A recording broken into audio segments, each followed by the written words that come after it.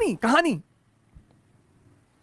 विक्रमादित्य जाते हैं, बरगद के पेड़ पर एक लाश को उतारते हैं, अपने कंधे पर रखते हैं।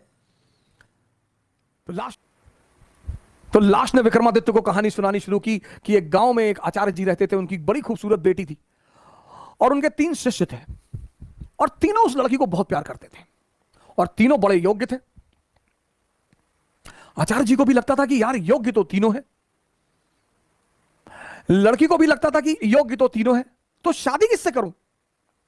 बाप और बेटी दोनों बड़े कंफ्यूज थे कि विवाह किससे किया जाए।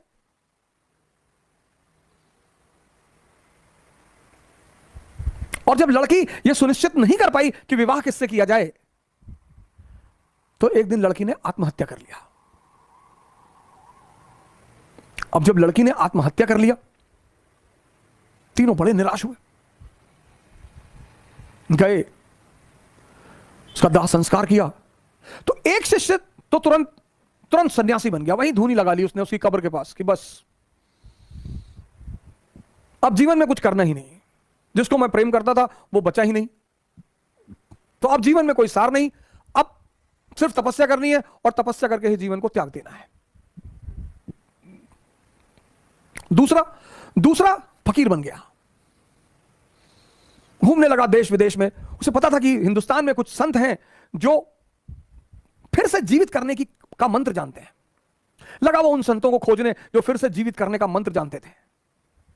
तीसरा जो उसमें था, वो डेली जाता था, उस मृत शरीर पे मसाला लेप लगाता था, साफ करता था, फिर उसे वहीं रख देता था।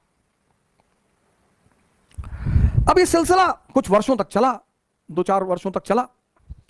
तो वो जो घूम रहा था चारों तरफ, फकीर बन गया था, मंत्र की तलाश कर रहा था, पुनर्जीवन देने के मंत्र का जो तलाश कर रहा था, उसे एक दिन कुछ महात्मा लोग मिल गए, वो उस मंत्र को जानते थे।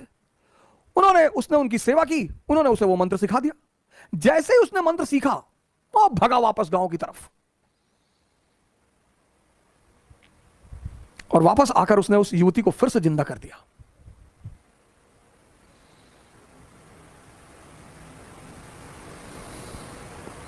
जब उसने फिर से जिंदा कर दिया, तीनों दावेदार फिर खड़े हो गए और अब तो युवती और सुंदर हो गई। तब उस वेताल ने विक्रम से पूछा कि विक्रम बता कि अब लड़की को किससे विवाह करना चाहिए।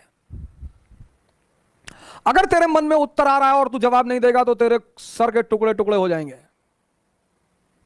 और अगर तूने जवाब दिया तो मैं तुझे छोड़कर चला जाऊंगा।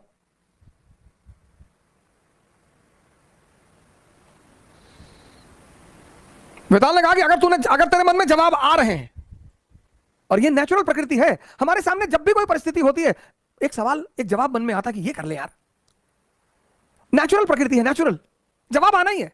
तो वेताल ने कहा कि देख विक्रम, अगर तेरे मन में जवाब आ रहा और तूने मुझे नहीं दिया तो तेरे सर के टुकड़े टुकड़े हो जाएंगे, और अगर दे दिया तो मैं चला जाऊंगा।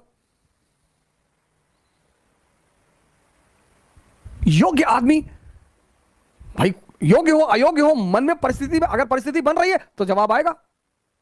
तो विक्रमादित्य ने जवाब देना शुरू किया। कहा जो मंत्र सीख कर आया और जिसने पुनः जीवन दिया वो पिता तुल्य है। जीवन देना का काम किसका है? पिता का। क्या दर्शन है सर, जीवन देने का काम किसका है? पिता का।